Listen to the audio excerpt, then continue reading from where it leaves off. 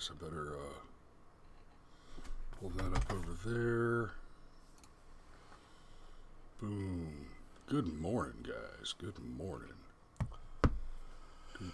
Do.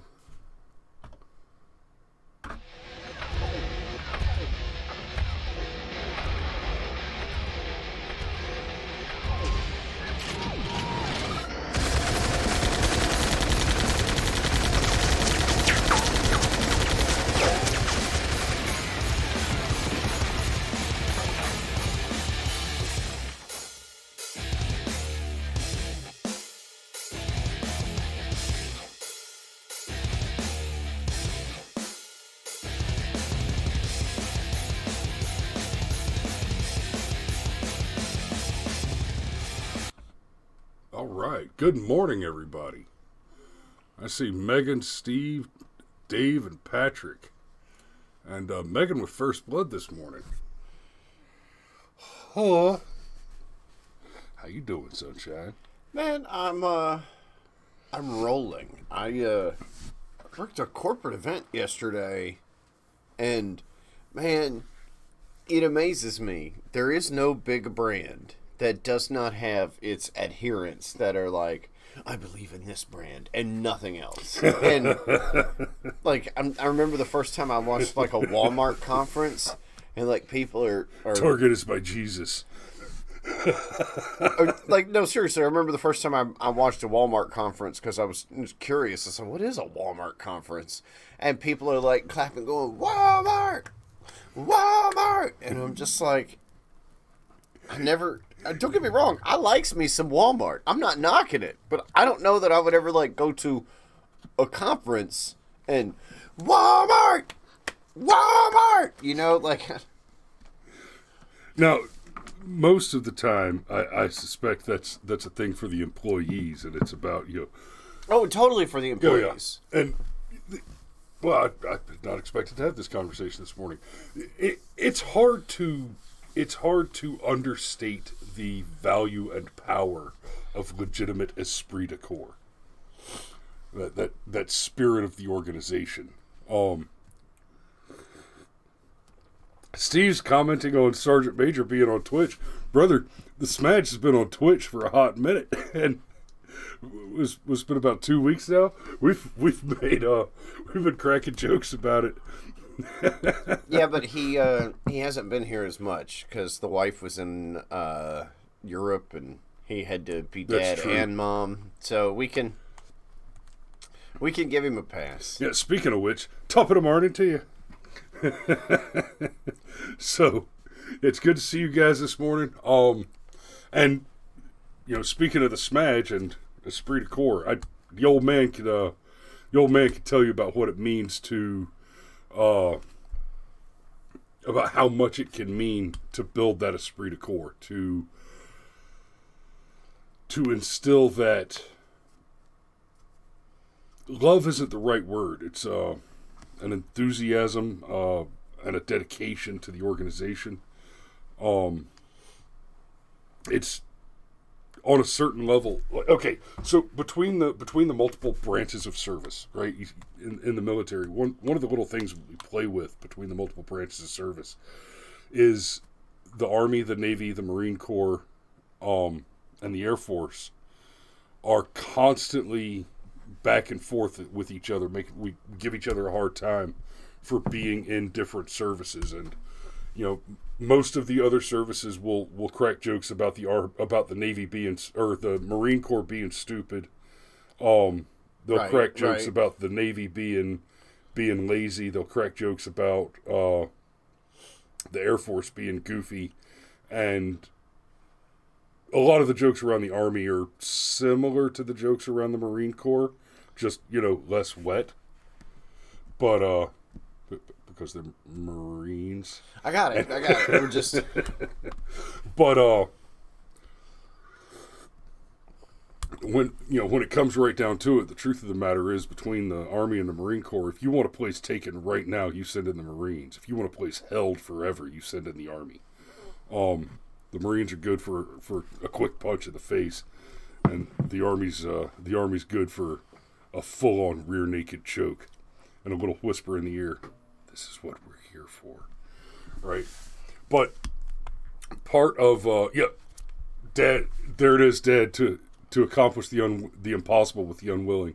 We the unwilling have been tasked by the unknowing to achieve the impossible with nothing with so little for so long that we can now do anything given nothing.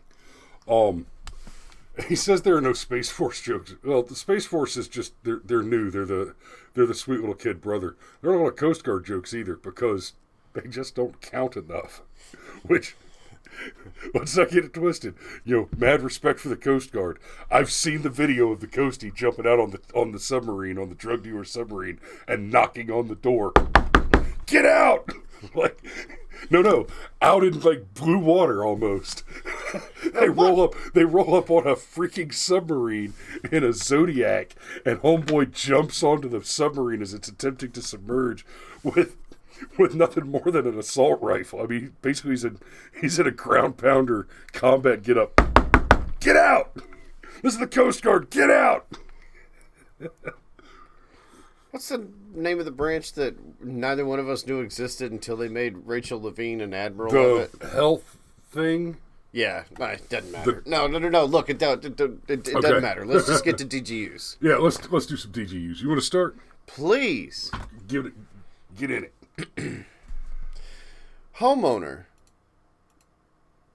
Go ahead. Okay. I'm just moving us over so that we're not. Gotcha. Yeah. All right. Homeowner shoots man after he reportedly refused to leave her property in spring, deputies say. I feel like I don't even need to go any further. Right. I think the homeowner shoots man after he reported. Oh, see, but I think we don't know if he made it, if they took him away or not. Well, no, look, but the priming that's already there. Homeowner shoots man after he reportedly refused to leave her property. Okay, but he was on her property, right? Right, and she shot him. Right, exactly. You think he was supposed to be there? Probably not. I'm going to go with he was likely invited to leave. An investigation is ongoing after a spring homeowner shot an unknown man after he reportedly refused to leave her property, according to deputies with Harris County Precinct 4 Constable's office. The incident happened in the 2500 block of the Joyful Forest Drive in the Breckenridge subdivision. Deputies say the man was shot in the forearm by the owner. Relationship between the man and the homeowner is unknown. Residents should expect heavy police presence and are advised to stay away from the area, deputies said. This is a developing story. Please check back for updates. So this is not a DRT, nor is it a DOT. But man, in just a... she shot him in the forearm? I'm going to go with BRM. I still don't know that the BRM is... It was a good idea, but no, look, Anna Gonzalez, a graduate of the University of Houston downtown. Anna moved to H-Town from the sunny Southern California in 2015. In 2020, she joined the KPRC2 digital team as an intern. Anna is a self-proclaimed coffee connoisseur, a cat mom of two. Okay, that is a pet peeve. Look, I know you love your fur babies, and I'm even okay with you calling them fur babies, but I've had pets, and I've had kids, and I promise that shit is not the same. Stop comparing yourself. Cat mom, okay? Cat mom of two and an aquarium enthusiast in her spare time. She's an avid video gamer and loves to travel. So, Anna Gonzalez, golly, reportedly refused to leave her property. I bet she hated having to include the pronoun of the victim of the crime. Because what happened is a woman shot a dude. She didn't include a description of the attacker. Just a man. Yeah, like what happened here is a woman shot a dude that was on her property and wouldn't leave. Seems pretty cut and dry, yeah. But man, but reportedly refused to leave her property. Okay, the natives are getting restless. They hate this story. It's boring. No, well, the point though about the priming, the way that it's the way that it's set up, okay. Was he a house guest? Okay, I'm sorry, Patrick. You can't just say shit like that, man. Send me a link. So Patrick says on the topic of firearms, an ADA in Effington County, Georgia, was showing off his gun and shot himself in the leg at the office. Total fail. Yeah, I guess. Okay. We go ahead and switch us to the other side again. On April 4th, Assistant District Attorney Michael Breeden accidentally shot himself in the leg while showing his gun to a fellow ADA. An incident report stated the incident occurred at the Effingham County District Attorney's office on 901 North Pine Street in Springfield. No charges have been filed. No charges. Oh, there you go. There's the ad. I'm gonna grab Patrick's article because it's there we go. Effingham County District Attorney accidentally shot himself at the Effingham County DA's office. I feel like this sentence should have said accidentally shot himself in the leg, because right now this sounds like an inadvertent suicide. Right? I think that qualifier needs a little something. But this one, that's too easy. Now that's a BRM. Yeah, that's too easy.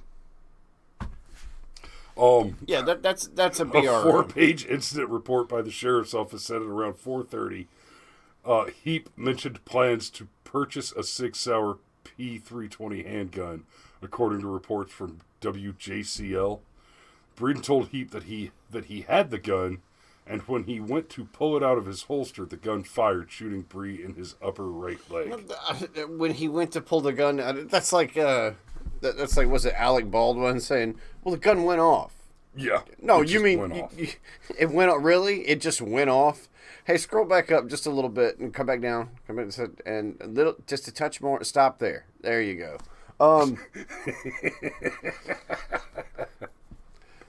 Just a quick aside, you heard about the story over there on the right? Mike Tyson punches man allegedly bothering him on flight. I hate the way the word allegedly is used. I've seen the video of the incident. The guy was not allegedly bothering Mike Tyson. The guy was like openly yelling about how Mike Tyson is a rapist and all these terrible things. And Mike's just sitting there like taking it. Like, takes it longer than you or I would take it, okay? Right? And then dude eventually gets clocked. And it's like, why would you pick a fight with Mike Tyson? Right. Even, like, I guarantee you, like, if Mike makes it to 80, he's still going to be able to knock your ass out. Like, it just whack. Oh, that's why you don't talk trash about Mike Tyson. Okay, so, in all seriousness, though, like, just back to this story, like, the guns don't just go off, okay? Right. This was bad trigger discipline, and from somebody that should have known better. This guy was trying to show off his gun. Look at me, I'm a badass. Oh, you're looking at buying a gun? Let me show you my gun. And he got careless, and he shot himself in the leg.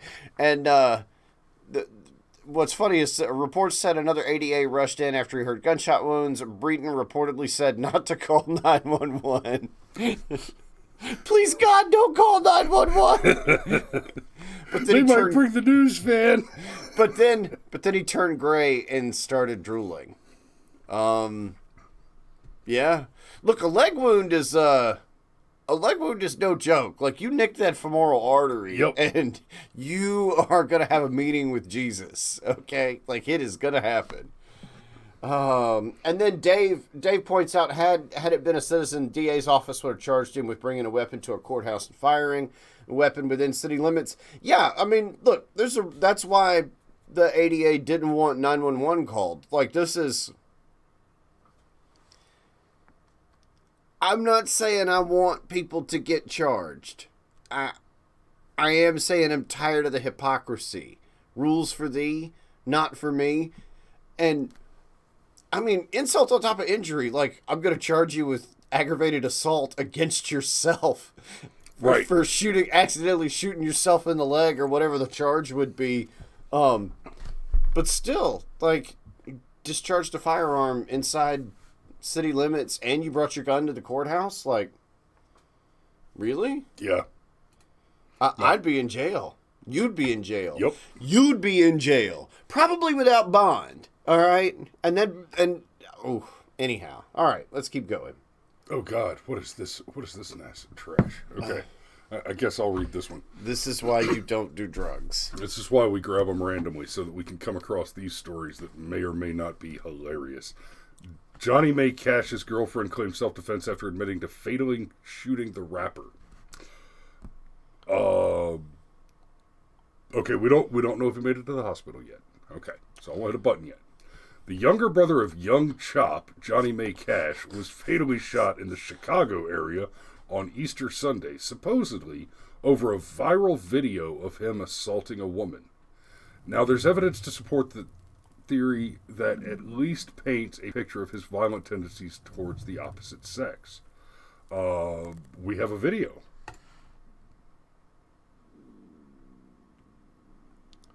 Okay, this is not YouTube friendly. That's not somebody punching. This is not YouTube friendly. That's pretty severe. Okay, so that's a full on. Wow. While in custody, 28-year-old Brianna Gibbs told police she feared for her safety following a dispute with Cash that day, in which he pulled out a chunk of her hair. Yeah, no shit. Following a brief struggle, Cash's gun reportedly fell to the floor, prompting her to pick it up as she ran out of the house. But she says he aggressively came after her, so she pulled the trigger multiple times. Gibbs fled to her aunt's house before being transported to a local hospital where she was treated for bruises on her legs and chest and a split lip that required stitches. Judge Susan Ortiz set her bail at $100,000 and ordered her back to court on May 9th, 2 weeks prior to the shooting. Gibbs had called police seeking her help obtaining her belongings from Cash's home. Okay, hang on. Okay. So he's beating the crap out of her. He dropped his gun and she greased him. And her bail was set at $100,000. Yeah, there's details that have been left out of this story. There's something important missing here. While in custody, she told police,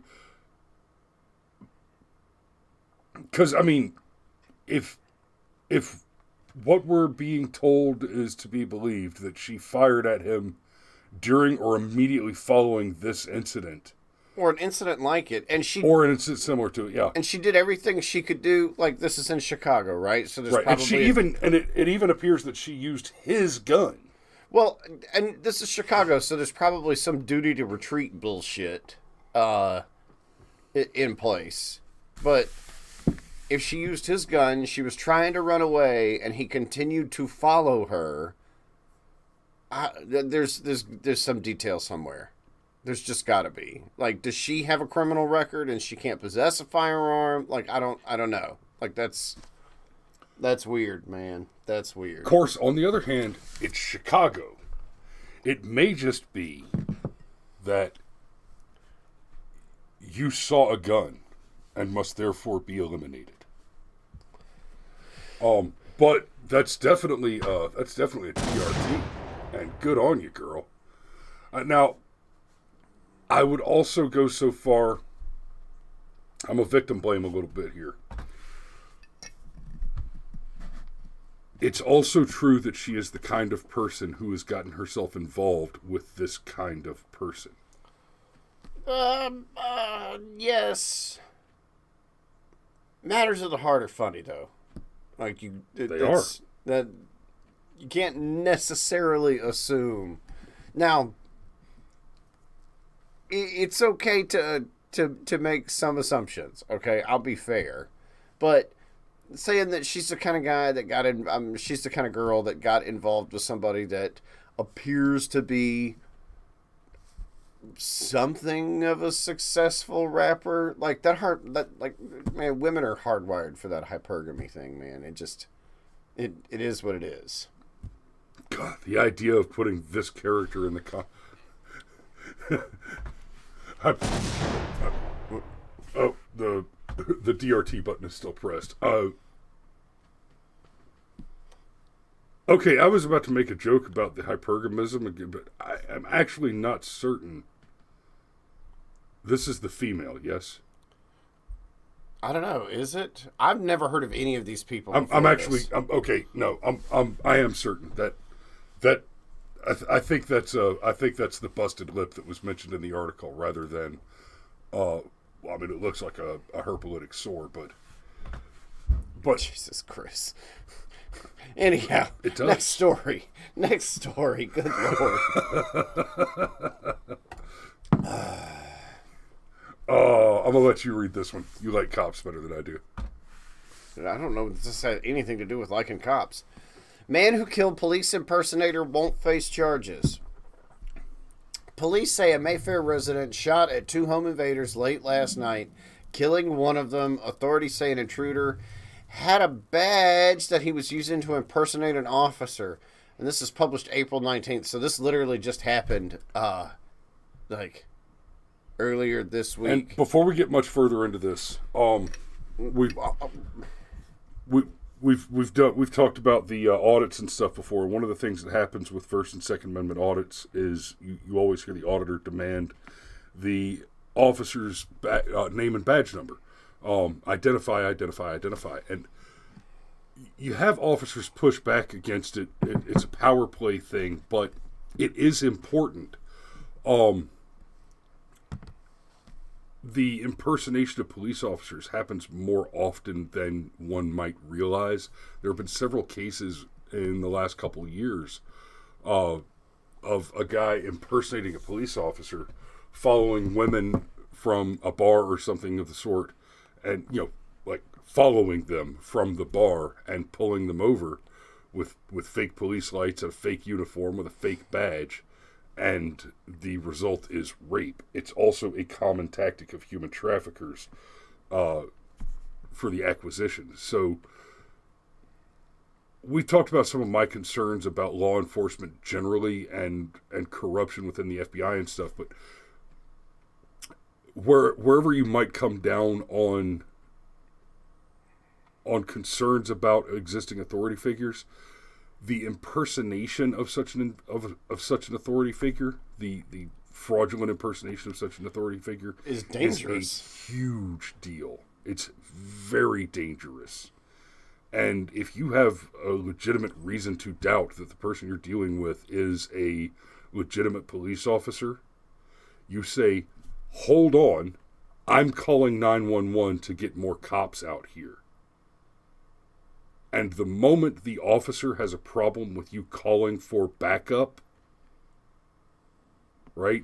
What you have is a person who is saying, oh, no, I don't want backup to make me, a legitimate police officer, safer. Well, that statement is the same as saying, I am not a legitimate police officer. And you need to be extremely suspicious and cautious if you find yourself in a situation like that. Well, there is a world where you can flip it back over. There is a world where it's just a pain in the ass, and you've got some citizen who is just being a pain in the ass. Like the thing though about impersonating a police officer, for most of us, okay, like we just.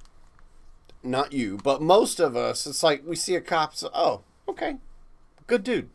Like, and all of those natural defenses that we would have where we'd be careful around a person, they just shut down. We see the uniform and we just assume, oh, okay, that's fine. I can let my guard down around this person. It's a cop. And if it's not a cop and you have let your guard down and they're the kind of person that's willing to impersonate a police officer, yeah, all the danger. Okay, so A Philadelphia man who shot and killed a home invader who was pretending a police officer had a valid permit to carry and will not face any charges, officials announced Tuesday. Okay, I'm glad he had a valid permit to carry, but who gives a shit?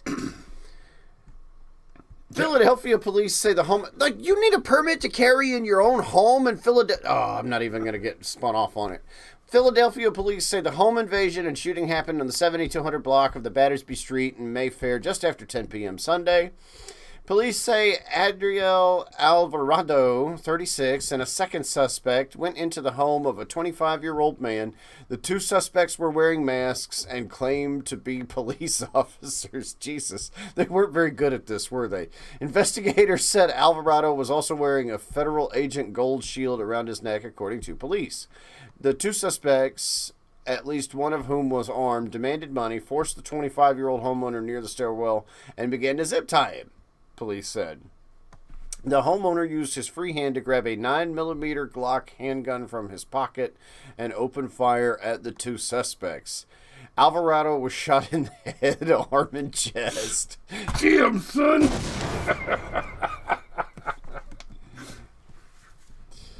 This sounds like a magged up champion situation. The second suspect fled the scene. You think?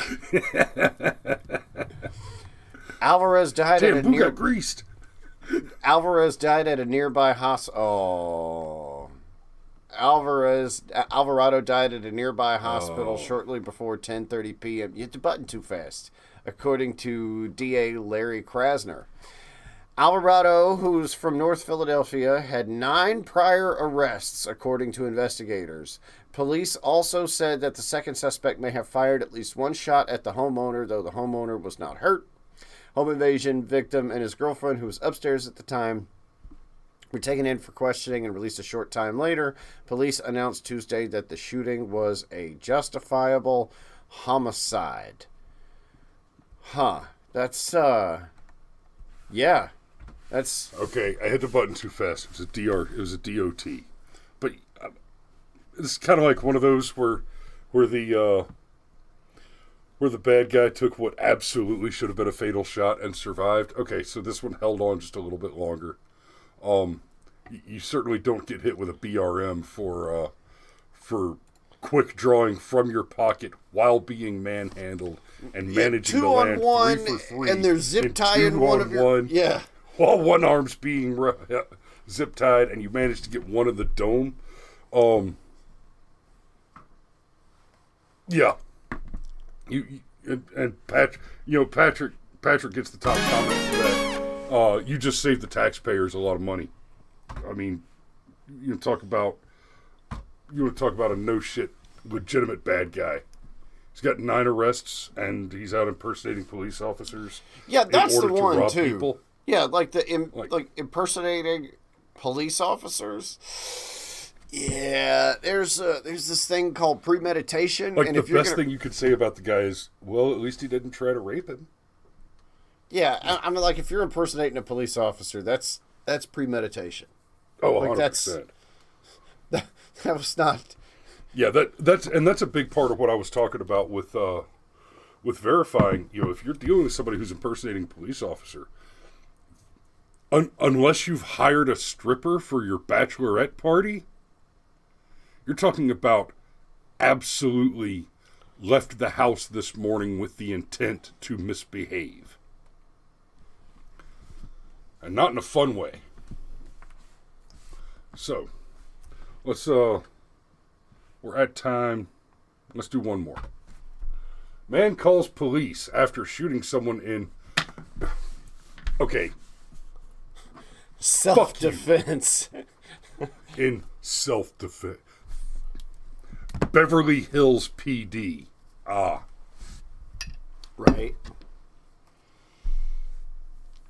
Okay. So, this article was written by a pro-pedophile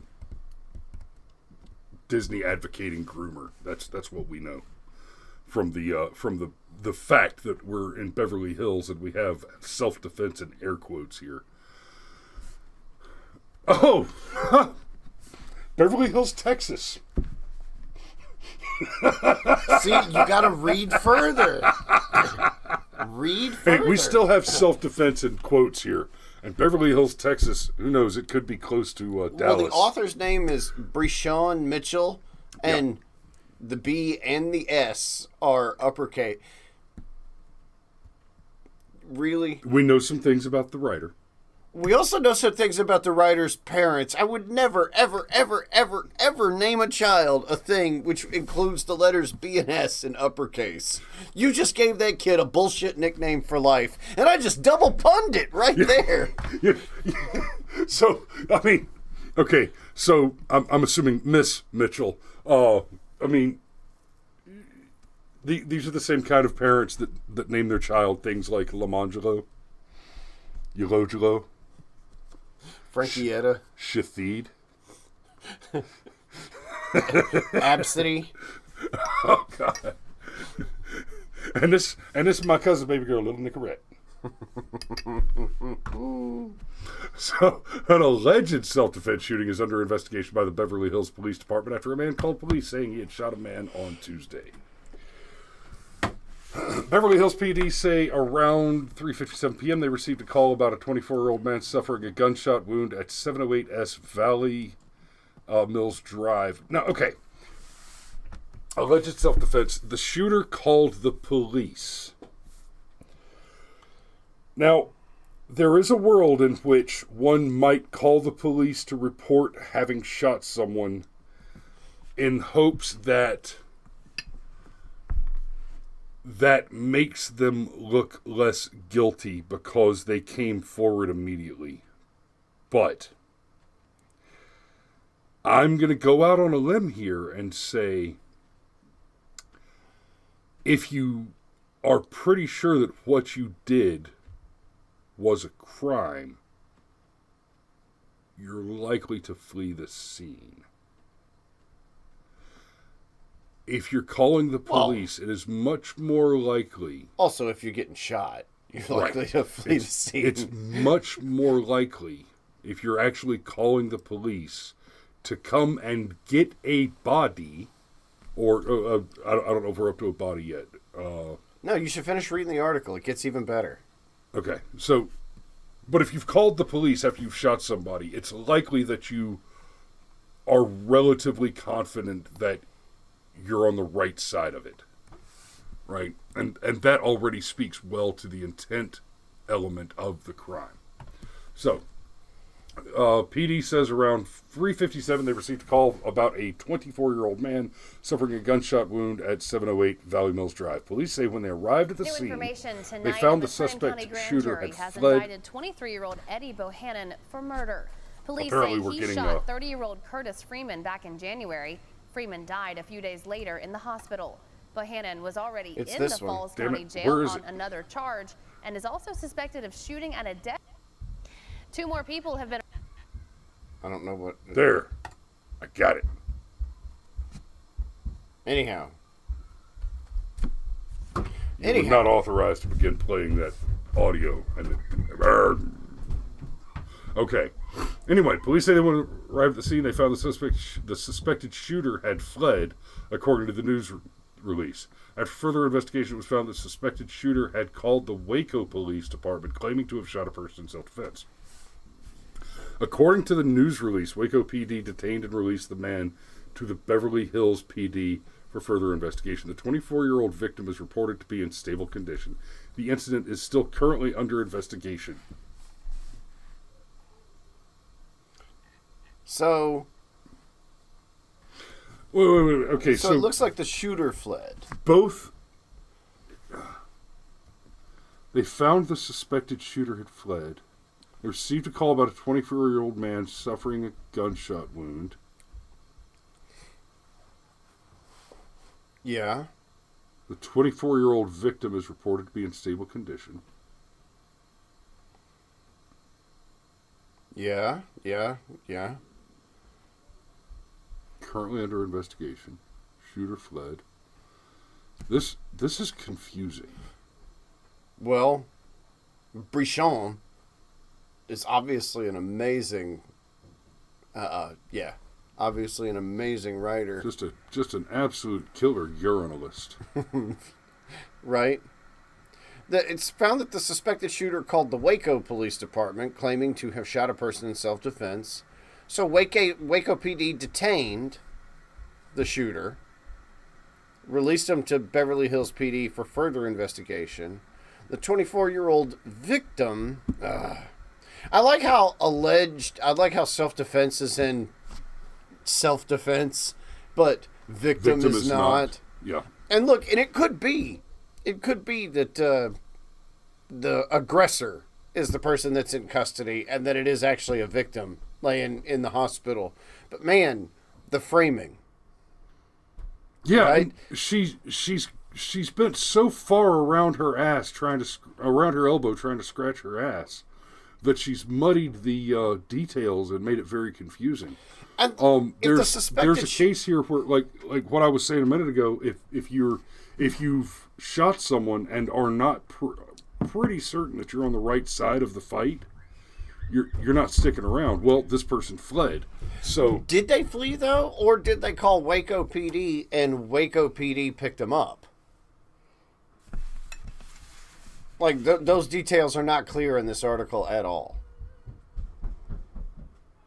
Like, if I call... You're right. Like, if I call the county cops, but then a city cop intercepts me and puts me in the back of their car, I didn't flee the county cops. The city cops put me in the back of their car. Right? Like, that's just weird. Anyhow. You know, that'd be worth looking up. I wonder if there are any stories where that would be... Because that would be one of those things where you're just like, guys, come on. You have to do this. This job matters. It's important. It has to be done well. Stories where one PD takes someone into custody.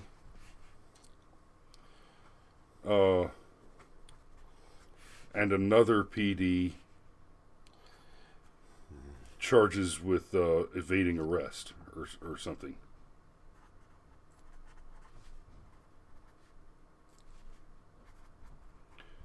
Yes. I'll have to look some of those up. That might be interesting. Okay, it is Friday, and last week people complained that I didn't do a safety brief. Except I did do a safety brief. It just wasn't the standard safety brief. So it's Friday. We're going into the weekend. It's not a long weekend. It's not. We just had our Easter weekend. And